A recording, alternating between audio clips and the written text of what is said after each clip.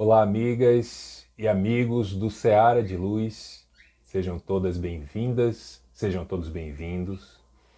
Eu sou Ivan César e vim atender a mais um convite que me foi feito para fazer um trabalho aqui para vocês, fazer uma palestra para vocês no meio virtual, né, que nos é possível. E hoje a ideia é falar sobre a parábola do joio e do trigo. Certamente vocês já ouviram falar, se não estão lembrados da parábola, do tema com certeza estão. A gente até anda repetindo isso o tempo todo, né? Da separação do joio e do trigo. Fato é que muitas vezes a gente sequer sabe. Trigo nós sabemos o que é, né? Nós lidamos com trigo praticamente de forma diária, seja na forma de farinha, seja na forma do alimento pronto, o pão principalmente. Mas joio, não sei se nós temos assim uma percepção do que é. Joio é uma erva daninha, ela é muito parecida com o trigo, principalmente quando está nascendo, mas depois que cresce, cada um se apresenta da forma como deve ser. Então, essa parábola do joio e do trigo, ela vai nos oferecer alguns argumentos para entendermos de uma maneira muito superficial, que digo agora que nem sempre o que parece ser efetivamente é. Essa história, ela está lá no Evangelho de Mateus, quem quiser dar uma olhada depois, versículos 24 a 30. Evangelho de Mateus, capítulo 13, versículos 24 a 30. Ela é pequena, ela é bem pequena. E quando a base para o tema, principalmente os temas do Evangelho, elas têm essa quantidade menor de caracteres, de texto, eu costumo pontuar dentro de cada um dos parágrafos ou de cada palavra que eu faço uma seleção ali na hora, as ideias que aqui eu vou trazer. E assim eu fiz. Então, para a gente começar, eu quero ler o que está lá no Evangelho, como disse no capítulo 13 do Evangelho de Mateus. O texto diz assim: O reino dos céus é semelhante a um homem que semeou boa semente no seu campo. Dormindo, porém, os homens, veio o seu inimigo e semeou joio no meio do trigo e partiu. Quando germinou o ramo e produziu fruto, então apareceu também o joio. Aproximando-se os servos do senhor da casa, disseram-lhe: Senhor, não semeaste boa semente no teu campo? De onde, portanto, terá vindo o joio? E ele lhes disse: Um homem inimigo fez isso. Os servos lhe dizem: Sendo assim, queres que após sair o recolhamos? Ele, porém, diz: Não, para que, ao recolher o joio, não desenraizeis junto com ele o trigo.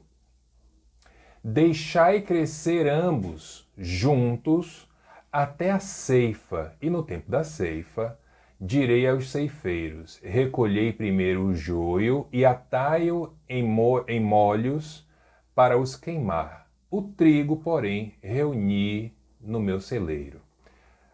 Mateus capítulo 13, versículos 24 a 30.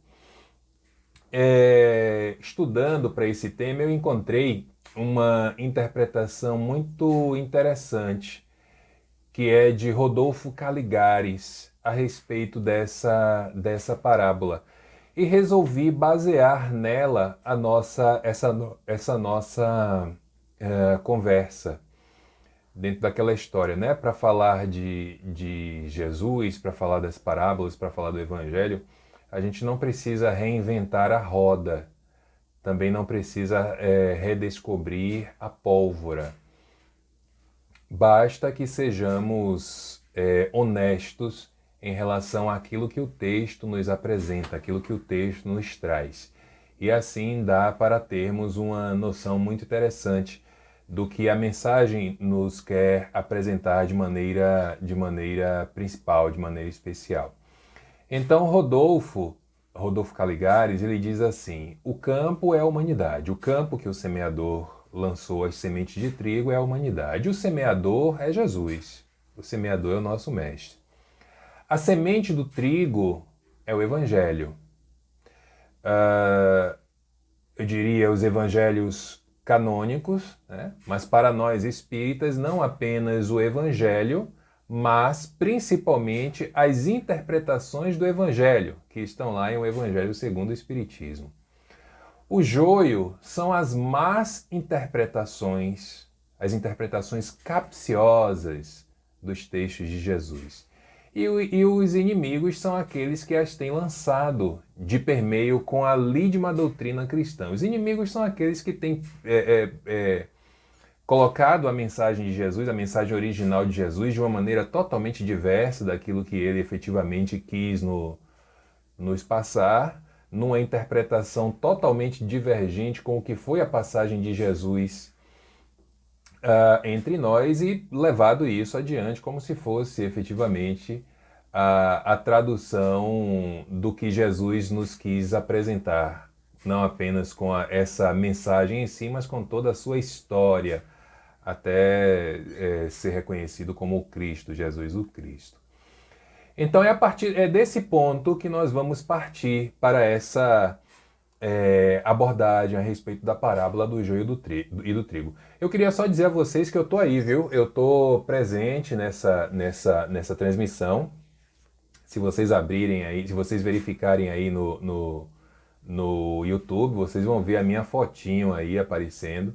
Então, se quiserem fazer alguma pergunta, obviamente dentro do texto, dentro da interpretação, se quiserem fazer algum comentário, é só soltar aí no bate-papo que, à medida do possível, eu vou respondendo. E caso surja alguma coisa depois do encerramento desse trabalho aqui, com um pouco mais de tempo, eu dou uma olhada lá novamente e aí nós vamos batendo bola, né? Batendo esse papo.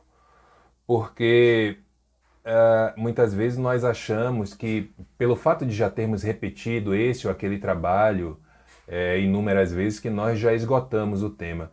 Eu até hoje, na minha vida, eu não recordo de já ter tido algum tema, da área que for, que eu considere esgotado. Nós estamos sempre aprendendo. E em relação à religião, às religiões de maneira geral, aí é que não tem nada esgotado mesmo. Porque quando a gente pensa que aquela visão ali, ela já é uma visão consolidada, de repente vem alguém com a interpretação diferente e lhe faz refletir, muitas vezes até mudar de opinião. Então a ideia é essa. E a minha ideia nunca será aquela de trazer para vocês algo pronto. Mas, dentro do possível, dentro das minhas possibilidades, dentro daquilo que eu preparo, que eu estudo, trazer a vocês oportunidades de reflexão. E muitas vezes aprender com aquilo que vocês me trazem. Mas vamos lá. O reino dos céus é semelhante a um homem, isso é o primeiro trecho, né, da parábola. O reino dos céus é semelhante a um homem que semeou boa semente no seu campo. Dormindo, porém, os homens, veio o seu inimigo e semeou joio no meio do trigo e partiu. A mensagem básica de Jesus, ela está baseada no amor, que é a mensagem principal, que é a ideia principal, e na fraternidade entre os homens, na fraternidade da humanidade. E aí já trazendo a novos termos na nossa atualidade, né? Fraternidade vem de frater, que é irmão. Mas também temos o termo sororidade, vem de soror, irmã. Então, na fraternidade e na sororidade, porque eu nunca me canso de repetir. Todas as vezes que nós formos analisar alguma passagem de Jesus, as parábolas um pouco menos, mas principalmente aquilo que escreveram, tendo sido fruto das palavras de Jesus, das mensagens de Jesus, é muito importante que nós façamos uma contextualização histórica, porque aí sim aquelas palavras elas devem ter um sentido inicial diferente para a nossa análise, para a nossa observação nos dias de hoje. Então, a gente vê, por exemplo, fraternidade entre os homens, ou seja, parece que só existem homens, parece que a humanidade é feita só de homens. Claro que homens aqui estão no sentido de humanidade, mas para nós adequarmos a linguagem e as necessidades do século XXI, nós vamos fazendo ali uma ou outra pontuação. Julgo importante. Se eu não julgasse importante, eu nem faria. Deixaria do jeito que está aqui. A mensagem seria entendida? Sim, mas talvez não da forma como eu gostaria de passar. Então a palavra de amor de Jesus foi essa. A palavra de Jesus foi essa, o amor. O amor e o entendimento da humanidade, foram inúmeras as frases que ele trouxe. Uma que muito me marca, né? Meus discípulos serão conhecidos por muitos se amarem. E muitas vezes nós nos colocamos na figura de herdeiros prediletos de Jesus, como grandes feitores cristãos, grandes feitores do amor, construtores do amor. Mas aí, quando vamos olhar o nosso dia a dia, essa ideia de Jesus, de os meus discípulos serão conhecidos por muitos se amarem, ela termina ficando um pouco de lado, né? Nós não compreendemos da maneira mais direta que se pode ter. Então aí já começamos a ter uma dificuldade em relação à mensagem primária, a mensagem básica, a mensagem de amor.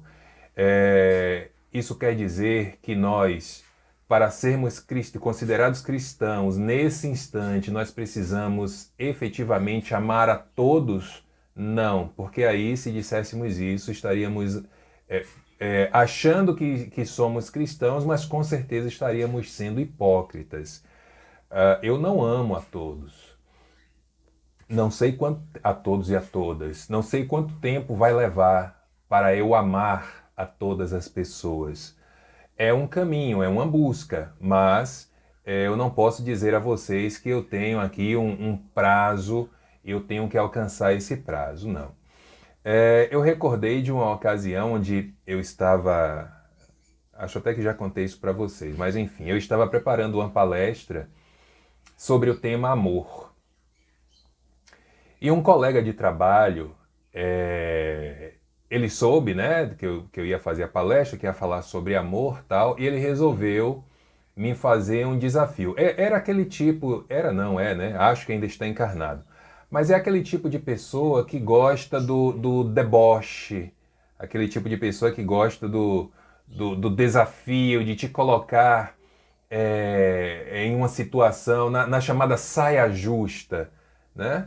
Então ele fez assim, Ivan, você vai falar de amor, né? Eu disse, vou, sim, tal. Já tá tudo preparado, já tá tudo pronto? Eu disse, já. Aí ele chegou para mim e perguntou, você ama fulana de tal?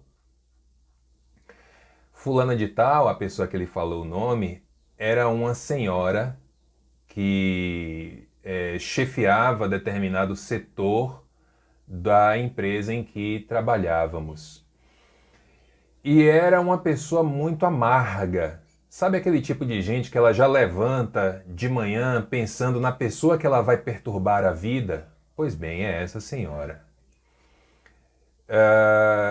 E ele vai direto no ponto, né? Você ama fulana de tal? E eu, na maior tranquilidade do mundo, sem perder a chave, como costumamos dizer, eu disse a ele, não, eu não amo fulano de tal. Ué, Ivan, então você não pode fazer essa palestra. Eu disse, por que não? Como é que você vai falar de amor se você não ama essa pessoa? E quem disse que para falar de amor a gente precisa já amar a humanidade? Todo tema de palestra que me é oferecido, disse eu a ele, me serve como um convite. Então, se eu fui convidado para falar de amor, é porque certamente eu preciso desenvolver em mim a capacidade de amar, inclusive essa pessoa que você trouxe aí para a conversa. Então, o meu texto não se torna falso se eu admitir que eu não amo. O meu texto se torna absolutamente verdadeiro e muito mais verdadeiro quando eu admito que aquela é uma proposta para mim, não para quem me escuta. E aí a conversa encerrou. Mas a ideia do amor de Jesus, ela já no início, lá à época do mestre mesmo, enquanto ele estava encarnado entre nós, ela já começou a ter desvirtuamentos, dissensões. De quem? Dos seus próprios herdeiros. Herdeiros, aqui me refiro aos discípulos. Entre aqueles 70 que andavam, presume-se, né, que era um grupo de 70 pessoas, nós costumamos falar dos 12, né, dos 12 apóstolos, mas os registros, os relatos históricos contam que, em verdade, o grupo que caminhava com Jesus para cima e para baixo era de mais ou menos 70 pessoas. Então, já entre eles começou a surgir, né, essas dificuldades de compreensão do amor do Cristo, porque qual era a dificuldade principal?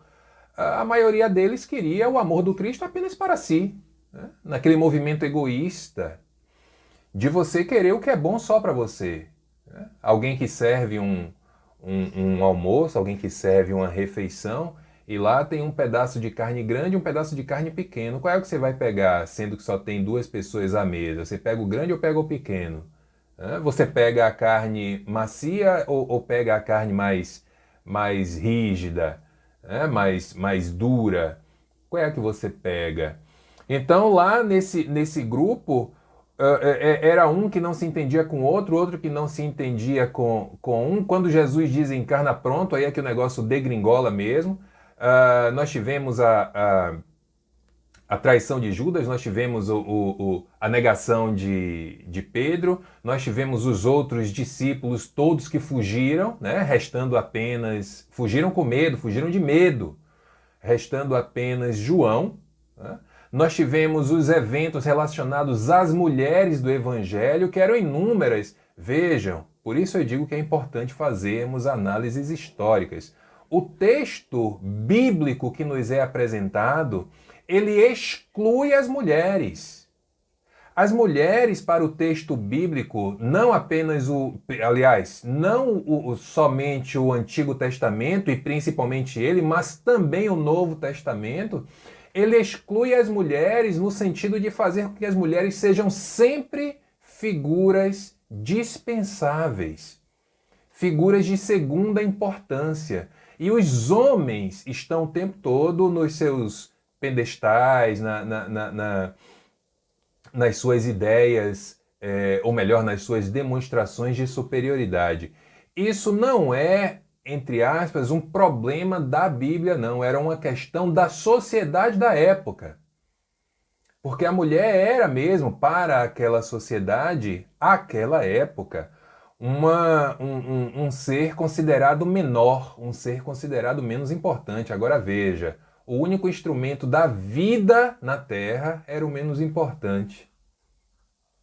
Ou vocês conhecem algum homem que engravida, né? Fora as coisas que a gente anda vendo por aí, que acham que existem. Mas o que fizeram com Maria Madalena, com a própria Joana de Cusa, uma das parábolas mais citadas, uma das histórias mais citadas do Evangelho falam da mulher equivocada, mas ninguém sabe o nome da mulher. Por quê? Talvez porque não queiram que a mulher seja conhecida, mas queiram que aquele erro, aquele equívoco seja atribuído a todas as mulheres, não como individualidade, mas como grupo. E esquecem que Jesus diz assim, aquele dentre vós que estivesse em pecado, que atire a primeira pedra. Ou a mulher, tendo cometido o adultério, ela cometeu sozinha. E o marido dela? Se não fosse Amélia Rodrigues para contar a história completa, na sua compreensão, a gente ia ficar sem saber até hoje. Vocês não sabem a história completa, não? Leiam Amélia Rodrigues, vocês vão saber. Então, lá na própria Jerusalém, a mensagem nascente do cristianismo, depois do desencarne de Jesus, aí já começa uma confusão enorme. Só para citar aqui uma das confusões que aconteceu, no meu modo de ver, a confusão mais importante. Né? A briga, e eu não estou falando briga aqui no sentido figurado, não, é briga no sentido literal mesmo. A briga entre Paulo, o famoso maior apóstolo do cristianismo, e Tiago, um dos discípulos e irmão de Jesus. E não era irmão nessa coisa, irmão em Deus, irmão, não. Era irmão porque também era filho de Maria, assim como Jesus. Ah, Ivan, não existe prova de que Tiago era filho de Maria, como também não existe prova de que não era. Alguns dizem que Tiago era filho de um outro casamento de José. Onde está o registro histórico que mostre isso? Onde está um registro histórico que mostre que José já havia sido casado? Não há.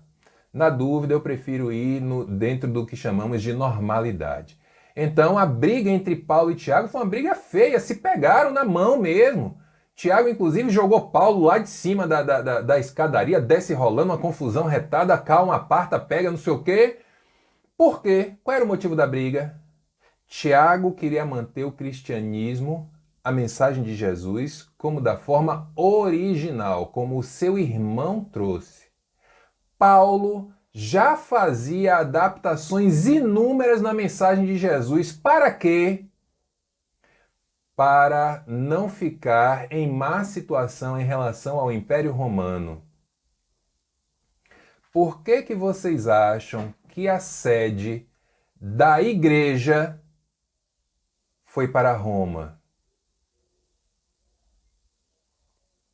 Já pensaram sobre isso? Por que vocês acham que o primeiro Papa romano, considerado o primeiro Papa romano, foi eleito 300 anos após a sua morte? Quem é o primeiro Papa da igreja? Pedro. Como é que Pedro podia ser Papa se na época de Pedro nem igreja tinha? A Igreja Católica só surge 300 anos depois? Tudo isso é arranjo político. E as pessoas acham que política e religião não tem nada a ver, né? Política e religião são irmãs gêmeas. E digo mais, política e religião são irmãs chifópagas, irmãs siamesas, aquelas que nascem grudadinhas uma na outra. Agora, como se faz política e como se faz religião é uma decisão de cada um. É o livre-arbítrio. Então essas dissensões elas começam já desde o início, desde o chamado cristianismo primitivo. As histórias inúmeras da própria Casa do Caminho, né? que tem muitas dificuldades em lidar com as diferenças de comportamento entre um e outro. Voltando um pouquinho, quando Maria Madalena recebe a visita de Jesus depois de desencarnado e ela corre para contar a todo mundo o que aconteceu, quem é que acredita nela? Ninguém acredita nela. Aliás, minto, a única pessoa que acredita nela é uma outra mulher, quem? Maria de Nazaré, a mãe de Jesus. A única. Os outros, os homens? Outras dificuldades começam quando antigos seguidores de João Batista, a citar Felipe, por exemplo, Felipe não era um discípulo de Jesus em primeira instância. Felipe era discípulo de João Batista. Quando João Batista morre, aí Felipe se junta a Jesus. Mas o seu pensamento, a sua forma de agir, pelo menos no primeiro instante, ela era bem diferente da proposta do mestre, assim como a de Pedro também e de todos os outros, né? Não tinha ali, como é que eu posso dizer, não tinha ovelhinha, né? Eram muitos lobos, mas que foram ao longo do tempo acalmando as suas sombras, os seus joios, retirando os joios e deixando os trigos, para que pudessem colher e a partir daí fazer as suas obras, a sua alimentação espiritual. Continuando com o texto evangélico, quando germinou o ramo e produziu fruto, então apareceu também o joio.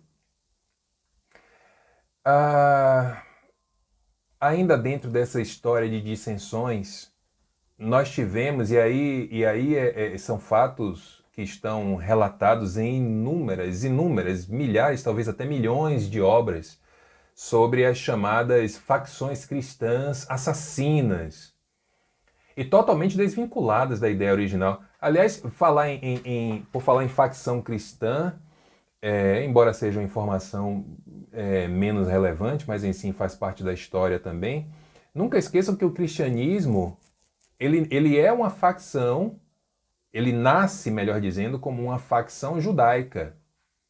Reparem como a esmagadora maioria das ideias cristãs, elas também são presentes no judaísmo. A começar pelos seus líderes, né? Moisés, a diferença começa quando o judeu não interpreta Jesus como um mensageiro de Deus e o cristianismo elege Jesus como o único mensageiro de Deus. Mas boa parte do entendimento judaico e cristão, eles também são parecidos. O cristianismo ele surge como uma facção judaica. Mais tarde, aí voltam os interesses políticos na história, porque o Império Romano jamais aceitaria uma religião para eles pagã. Né? Engraçado que o paganismo ele é romano. Vocês devem conhecer histórias sobre os deuses romanos, né?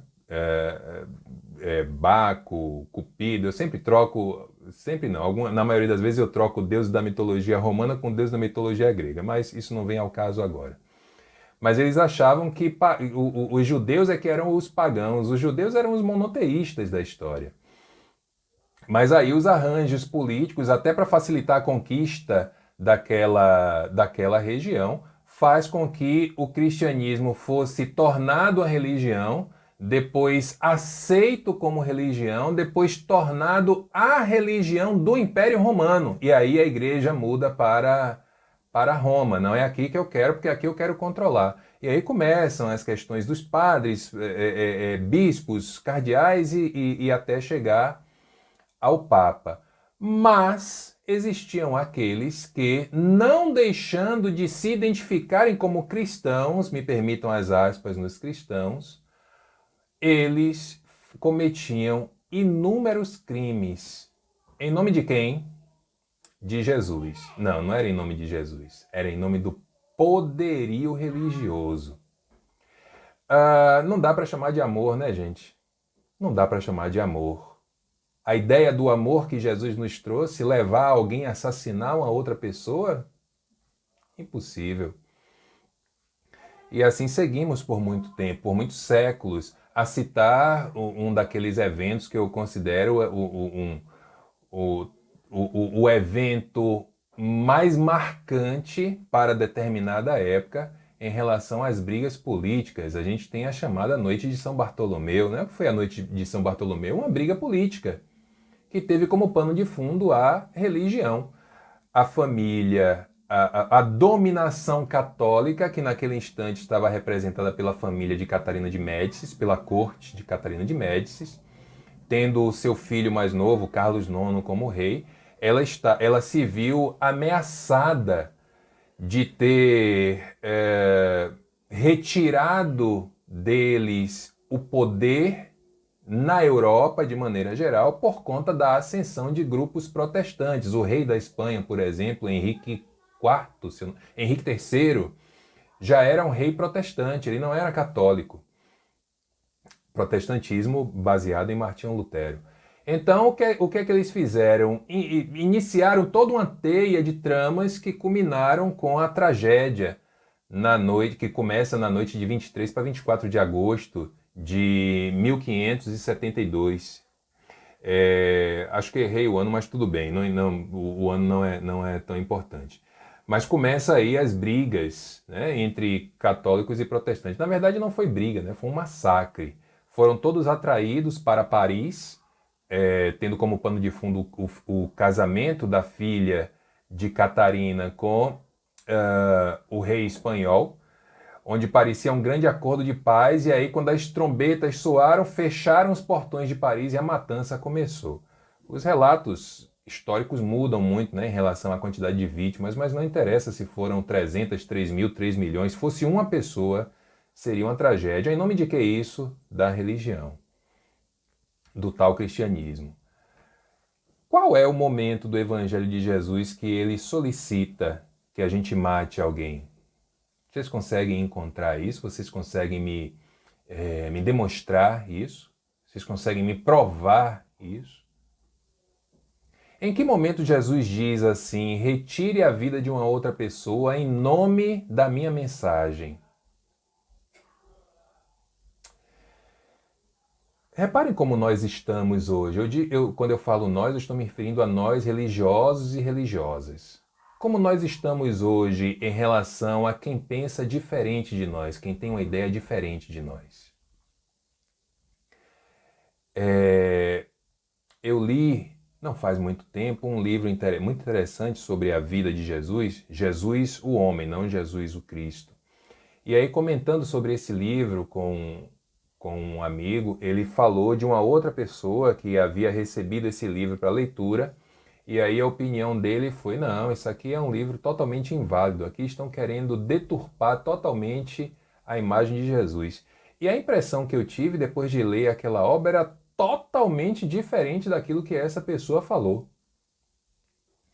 O livro torna Jesus ainda mais importante, na minha visão, com todo aquele relato que ele traz, com análises históricas, né, antropológicas, sociológicas, e a pessoa entendeu de forma totalmente diversa da minha. Enfim, são compreensões diferentes. É como, por exemplo, a gente chega na casa espírita para fazer uma reunião mediúnica, e aí você encontra lá pessoas que levam água para fluidificar. Tem gente que parece que fica tendo um comichão se não botar a garrafinha lá com a tampa aberta. Qual o sentido da tampa aberta? Por que a tampa tem que estar aberta? Porque se estiver fechada não fluidifica a água? Que história é essa? São compreensões diferentes, né? E não vai nos fazer melhores e nem piores que um ou outro, mas que no final das contas termina sendo também espiritismo, embora ache eu que isso traga um tom de ritualística que não faz parte do corpo doutrinário, como Kardec cita o tempo todo.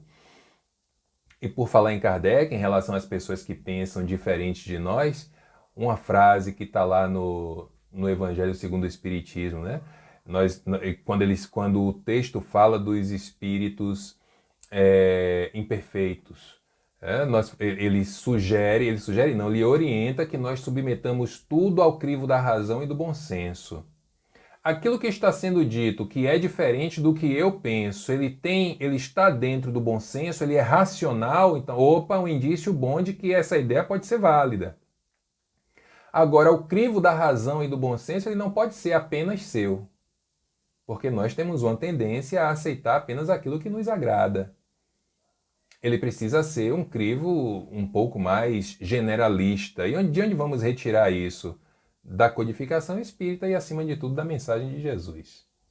Continuando com o texto de Mateus, do capítulo 13 de Mateus, lembrando que nós estamos tratando sobre a parábola do joio e do trigo. E quem quiser mais detalhes pode encontrar lá no capítulo 13 do Evangelho de Mateus, versículos 24 a 30. E como citei lá no início, esse trabalho, essas interpretações, ela está baseada em uma interpretação que encontrei muito interessante de Rodolfo Caligares. E aí nós vamos aqui acrescentando um temperinho a mais nessa história toda. Tudo para que a gente entenda melhor.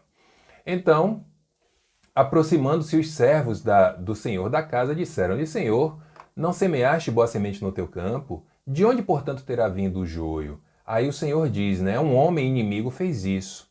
Os servos então dizem novamente: sendo assim, você quer que após sair a gente recolha o joio, tire tudo do campo? Ele diz: não, não, porque se você recolher o joio, você também vai levar junto o trigo com ele, porque, como eu disse no início, joio e trigo são plantas muito parecidas. E quando elas estão em processo de crescimento, quando elas estão novinhas, elas são idênticas. Então você não vai saber o que é joio e o que é trigo. Então, a ideia de Rodolfo Caligares, que a gente desenvolve um pouco mais aqui, ele diz assim: os servos dormiram. Né? Tá lá no texto. Os servos dormiram. Quem são os servos? Os servos são os homens. O servo é a humanidade, os homens e as mulheres. Né? E o que significa dormir? Deixaram de fazer aquilo que Jesus orientou: orar e vigiar. Orar por nós e para nós e vigiar as nossas atitudes. A partir daí, conscientes de que já temos alguma caminhada, aí poderemos e deveremos orar pelo próximo. Vigiar o próximo aí já não está dentro das nossas atribuições. A vigilância é apenas pessoal, apenas e tão somente pessoal. Então, deixando de orar e de vigiar, permitiram que o erro se enraizasse. Novamente recorrendo à história, será que se lá atrás algum papa tivesse se levantado contra as cruzadas quando elas iniciaram, será que nós estaríamos contando essa história aqui hoje? Muito pelo contrário. Não apenas não se levantaram, como estimularam, foi ordem deles que as guerras santas começassem. Ah, eles não pensam como nós não? Então mata que já tira logo do nosso caminho, está resolvido o problema. E tem aí um monte de filme, um monte de livro, um monte de coisa que vocês podem estudar o assunto. Né? Quando alguém do clero, estou falando da igreja aqui, gente, porque é a primeira, igreja católica no caso, porque é ela a primeira expressão cristã da história. Depois, com a reforma protestante, nós tivemos aí outras tantas expressões e ainda hoje continuam surgindo pequenos grupos que amanhã ou depois podem se tornar grandes grupos. E a doutrina espírita também chega no meio dessa história toda, numa época bastante diferente, né, no século XIX, com uma proposta bastante diferente, mas ainda assim dentro dos princípios cristãos, os princípios cristãos verdadeiros. Então, quando a gente fala em enraizamento do erro, isso é um alerta muito grande para todos nós, na nossa vida íntima, mas também na nossa vida religiosa social. Para falar de uma coisa muito simples, quando você chega numa casa espírita, por exemplo, e fala para quem? Fala para Diego aí, presidente de vocês, do Ceará de Luz. Diego, eu tô com uma dor de cabeça horrorosa aqui, meu Deus, eu não sei o que fazer. Aí Diego olha para a pessoa e logo determina, isso aí é mediunidade? Ô, gente, cuidado. Não dá para ter, mais uma vez, falando de uma análise pessoal, não dá para ter esse tipo de diagnóstico absolutamente apressado sobre o que quer que seja, não. Uma dor de cabeça pode ser uma gripe. Sei lá, a pessoa dormiu mal, tem gente que fica com dor de cabeça porque não tomou café. Mas aí bastou falar dentro da casa espírita que já dizem logo que é mediunidade, que é obsessor, que é não sei o quê. Pode ser, pode. Só não dá pra gente sair dando esses diagnósticos assim do nada. E aí alguém que vê isso, que percebe esse comportamento, não chega para Diego depois para perguntar, ô Diego, será que é isso mesmo? Será que a forma correta de abordar é essa? Será que não deveria esperar um pouco mais, estudar um pouco mais, pensar um pouco mais no caso, antes de dar um diagnóstico? E quando a pessoa percebe o equívoco e não se manifesta, ela está permitindo o enraizamento do erro. Tem uma frase interessante de Martin Luther King, né, que ele dizia assim, atribuída a ele, né? Atribuída não, essa é dele mesmo. Ele diz assim, o que me preocupa não é o grito dos maus. O mal ele é escandaloso, ele é, como a gente diz aqui na nossa terra, ele é amostrado. O que me preocupa não é o grito dos maus, mas o silêncio dos bons.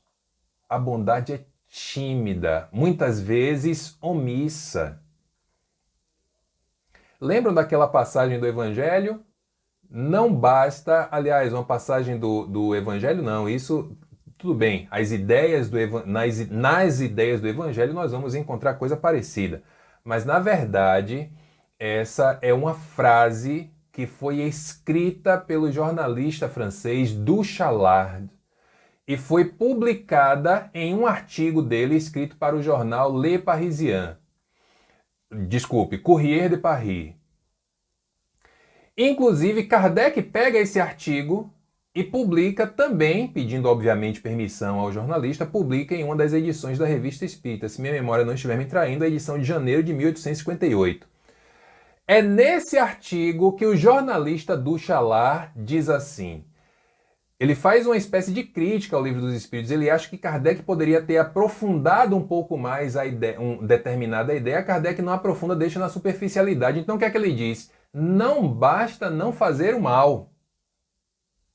É necessário fazer o bem. Olha aí a frase de Luther King. O que me preocupa não é o grito dos maus, mas o silêncio dos bons. Então, se nós temos a oportunidade de desfazer algum equívoco, façamos. É nosso papel também. Aquela coisa de ficar o tempo todo, isso aí não é comigo. Não, esse assunto não me interessa. Não, Ivan, o que é que você acha? Não, isso aí eu prefiro não opinar. Não. Se eu tiver opinião a dar, eu vou dar. Se eu não tiver e o assunto me for de interesse, eu vou estudar o assunto, pesquisar o assunto para amanhã, se alguém novamente me solicitar, aí eu já poder falar com com tranquilidade a respeito do tema.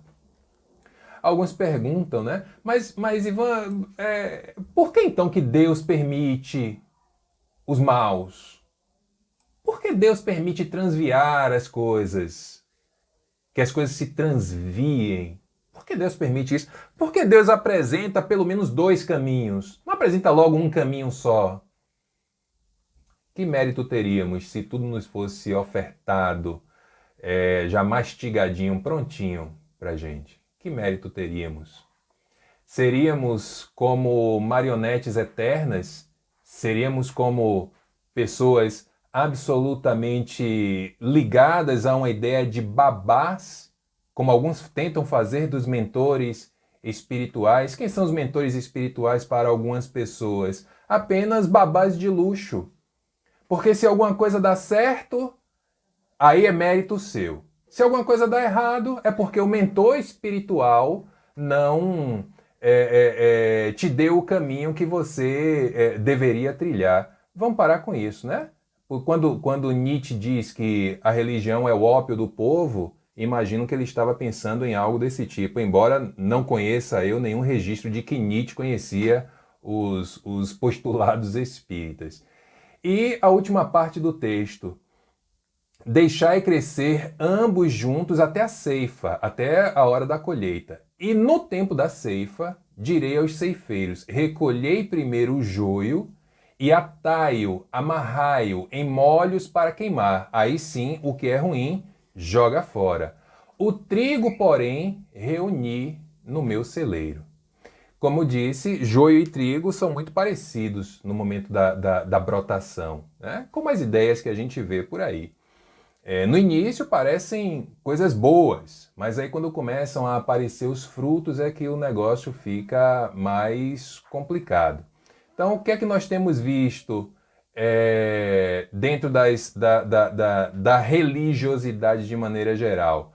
Da religiosidade cristã. E aí não estou aqui falando apenas da igreja, estou falando de todas as expressões cristãs, protestantes, não protestantes, enfim.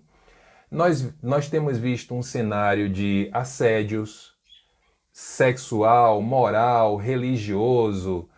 Nós temos visto assassinatos. Não é incomum a gente ter notícia de gente que mata e que morre ainda hoje, em pleno século XXI, em nome do Cristo. Nós temos visto lavagem de dinheiro. Tem notícia recente aí para vocês, é só pesquisar na internet que vocês vão ver falar em lavagem de dinheiro. Nenhuma novidade para quem tem o mínimo de senso, né, de sociedade. Mas, quando a notícia aparece, a gente termina olhando com um pouco mais de cuidado, né? As informações que são plantadas dentro daquilo que já é tradicional. Eu gostaria que vocês me informassem qual a passagem do Evangelho de Jesus, dos 4 evangelhos, que informa que Maria Madalena era uma prostituta. Qual a passagem que fala sobre isso? O Evangelho fala sobre a mulher dos 7 demônios. Isso vamos encontrar. Agora, dizer que Maria Madalena era prostituta, eu realmente não estou lembrado. Pode ser que a minha memória esteja me traindo, mas eu não estou lembrado. Sabe de onde surge a ideia de que Maria Madalena era prostituta? Surge de um papa, Papa Gregório, que precisava de quê? Precisava de um argumento para mostrar que as mulheres são mais falíveis, ou melhor, as mulheres são as únicas falíveis. E precisava, acima de tudo, de eu diria, um instrumento de vitória, vitória sobre si. E aí sobra para quem? Para a mulher. Então, cuidado sobre as novas possibilidades, acautelai-vos. Tudo será revisado, revisitado pelo tempo. Aquilo que hoje para a gente parece certeza, amanhã poderá já ser uma dúvida. Aquilo que hoje é duvidoso, amanhã poderá ser certeza. É a ideia de separar o joio do trigo. Espere o fruto crescer, não tenha pressa não, não arranque logo, como se diz, o mal pela raiz, não. Deixa crescer, na dúvida, né? Deixa crescer. E aí quando der os frutos, aí vamos ter certeza e agir de maneira possivelmente diversa do que temos agido hoje, na atualidade. Então, encerro por aqui. Agradecendo muito mesmo a vocês, agradecendo a casa pelo convite, agradecendo a vocês por estarem acompanhando aí esse vídeo, esse trabalho. Se vocês me encontram por aí, pelas redes sociais da vida. E não esquecendo de desejar um feliz aniversário, né, ao presidente da casa. Se eu não falasse isso, provavelmente meu caminho para o inferno já estaria traçado. Então, os meus parabéns, feliz aniversário a Diego. E agora é esperar a pandemia ajudar a gente compartilhar o bolo. Ele me prometeu, viu, gente, que ia fazer, ia encomendar um bolo para todos nós, eu que estou aqui falando, vocês que estão aí assistindo, todos nós nos reunirmos para comermos esse bolo, desde que a pandemia nos ajude. Uma hora a pandemia vai acabar, mas a dívida vai ficar. Gente, que Jesus nos abençoe a todos e nos conserve, nos conduza na tua paz e na tua misericórdia.